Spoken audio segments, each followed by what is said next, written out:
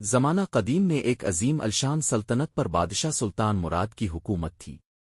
وہ ایک نیک دل انصاف پسند اور دور اندیش بادشاہ تھا۔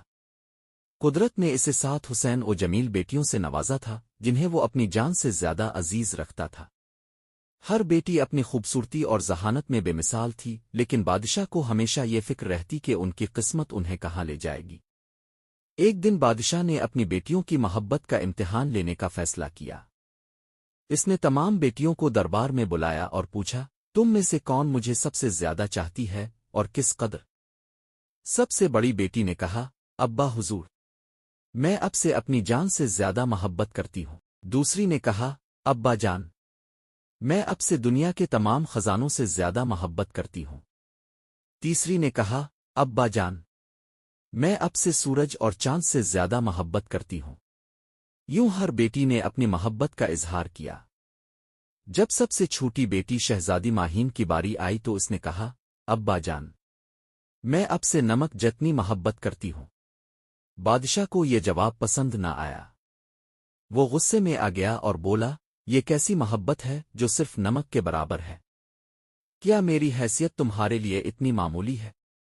بادشاہ نے فوراً حکم دیا کہ شہزادی ماہین کو محل سے نکال دیا جائے۔ ماہین کو محل سے نکال کر جنگل میں چھوڑ دیا گیا۔ وہ کئی دن بھٹکتی رہی، یہاں تک کہ ایک بزرگ صوفی نے اسے اپنے گھر پناہ دی۔ اس بزرگ نے نہ صرف اس کی دیکھ بھال کی بلکہ اسے حکمت، صبر اور دانائی کی تعلیم بھی دی۔ دوسری طرف بادشاہ اپنی سلطنت میں اپنی بیٹیوں کے ساتھ خوشگوار زندگی گزار رہا تھا۔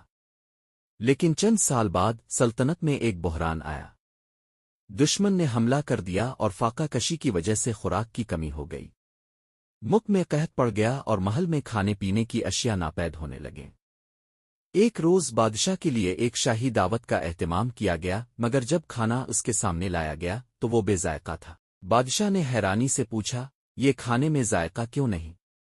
وزیر نے جواب دیا، جہاں پناہ، نمک ناپید ہو گیا ہے، اس لیے کھانے میں نمک نہیں ڈالا جا سکا۔ یہ سن کر بادشاہ کو ایک جھٹکا لگا۔ وہ سمجھ گیا کہ اس کی سب سے چھوٹی بیٹی نے جو کہا تھا وہ کتنا گہرا مطلب رکھتا تھا۔ نمک کے بغیر زندگی بے ذائقہ تھی، جیسے محبت کے بغیر زندگی بے معنی ہے۔ بادشاہ کو اپنی غلطی کا احساس ہوا اور اس نے اپنی بیٹی کو تلاش کرنے کا حکم دیا۔ کئی مہینوں کی تلاش کے بعد سپاہیوں نے ماہین کو اس صوفی کے پاس پایا۔ بادشاہ نے اسے دربار میں واپس بلایا اور اپنی غلطی پر ندامت ظاہر کی۔ ماہین نے بادشاہ کو معاف کر دیا اور کہا، ابا جان، میں نے اب سے سچی محبت کی تھی جو ضرورات زندگی کی طرح ہے، جیسے نمک کے بغیر کھانے کا مزہ نہیں، ویسے ہی محبت کے بغیر زندگی بے رنگ ہو جاتی ہے۔ بادشاہ نے نہ صرف ماہین کو گلے لگایا بلکہ اسے سلطنت کی ولی عہد بھی مقرر کر دیا۔ یوں ایک دانشمند شہزادی کی حکمت نے بادشاہ کو سچی محبت کی حقیقت سمجھا دی۔